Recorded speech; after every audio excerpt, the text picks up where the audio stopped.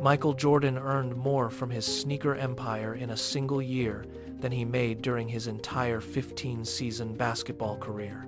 While the world watched the acrobatics on the hardwood, the real game was being played in corporate boardrooms. Most legends watch their wealth evaporate the moment they leave the court, but Jordan built a machine that pays him indefinitely. It was never just about raw talent or gravity-defying leaps. It was about a fundamental shift in perspective. Most stars trade their time for a paycheck, trapped in a cycle of finite labor. Jordan did something entirely different. He traded his name for equity. While his NBA salary totaled $90 million over his entire career, that figure now looks like pocket change compared to the multi-billion-dollar dynasty he controls today. He transformed a simple pair of shoes into a $4 billion empire. This is the chasm between being an employee and an owner. He proved that fame is a temporary tool, but ownership is a permanent strategy. He did not just play the game, he bought the board. Every pair sold funnels royalties back to him long after he stopped shooting. The trophy on the shelf collects dust, but the royalty check never stops arriving. This is not just a story about basketball. It is a blueprint for building wealth that survives the final buzzer. The year was 1984. The league landscape was rigid, defined by small, flat salary checks that offered no path to long-term wealth. Shoe deals were seen as minor perks, not engines for fortune. Jordan entered the league as a skinny rookie from North Carolina, fully intending to sign with the dominant industry leader, Adidas. He had no interest in the alternative, but his family pushed him toward a meeting with a struggling company that most insiders dismissed as a failing risk. He walked into that boardroom, not to build an empire, but because he was told to listen. Nike, desperate for a breakthrough, laid everything on the table. They offered $500,000 a year, an unheard-of sum for an unproven player. They went further, promising a dedicated signature line that would carry his name. The risk was immense. If the rookie failed, the company would likely fold. If the company failed, the rookie would be left with a tainted reputation. Jordan sat across from the executives, weighed the gamble, and signed the papers. He did not know it then, but he had just traded his future for a piece of the machine. The deal was done. The foundation for a revolution was set. The ink on the contract was barely dry when the league office turned its gaze toward the rookie. They viewed the signature line as a violation of uniformity, a disruption to the established order of the game. Every time Jordan stepped onto the hardwood, the tension spiked. Officials stood at the sideline, stopwatch in one hand and a ledger in the other. They imposed a fine for every minute he played, $5,000 per game, then 10.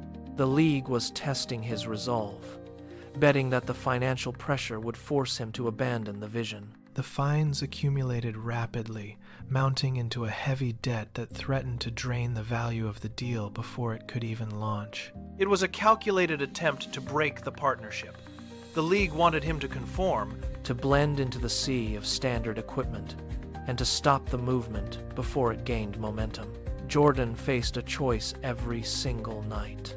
He could walk away from the contract to stop the bleeding, or he could continue to play and watch the fines erode his earnings. The atmosphere in the arena became suffocating. Every whistle sounded like a warning.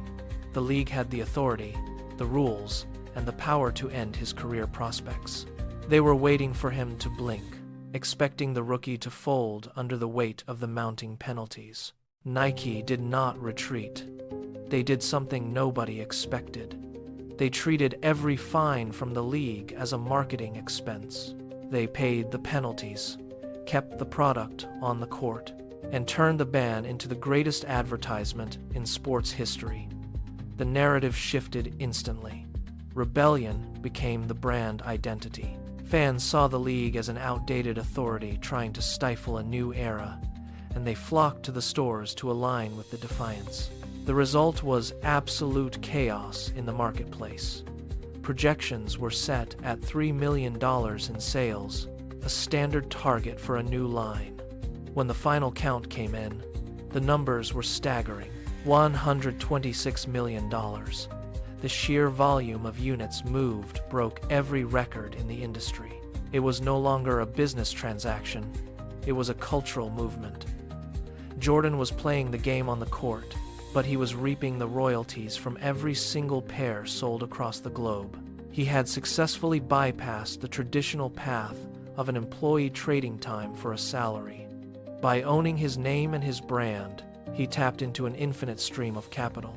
The chasm between the athlete who earns a paycheck and the athlete who owns an empire had opened, and Jordan was standing firmly on the side of the owners. Jordan understood that fame was merely the fuel, not the destination. He took the capital generated by his brand and looked toward the next horizon. In 2010, he made a move that shocked the sports world. He purchased an NBA franchise for $275 million. Critics questioned the transition, doubting that a legendary athlete could command a corporate boardroom with the same precision he used on the hardwood. He ignored the noise. He viewed the team not as a trophy, but as a long-term asset to be developed and scaled. He held the investment for 13 years, watching the landscape of professional sports evolve. He waited for the valuation of the league to reach its peak. When he finally signed the paperwork to sell the franchise, the price tag was $3 billion. The transaction silenced every skeptic. It was a masterclass in patience and strategic foresight. He proved that the truly wealthy do not chase the quick payday. They operate in cycles of decades. By shifting his focus from the court to the balance sheet, he demonstrated that the greatest trophy is the one that never stops paying. He had successfully evolved from a star player into a global titan, leaving behind a blueprint for anyone brave enough to trade short-term recognition for lasting ownership. Fame is a tool. It is loud, it is temporary, and it is easily spent. But ownership is the prize that keeps on giving. Michael Jordan did not just play a game. He redesigned the mechanics of wealth. He understood that the moment you trade your time for a single check, You cap your potential. The true path is found in equity. Build something that does not require your physical presence to generate value. Own the name. Own the brand. Own the future. Every time you see that iconic silhouette, remember that it is not just a logo for a shoe.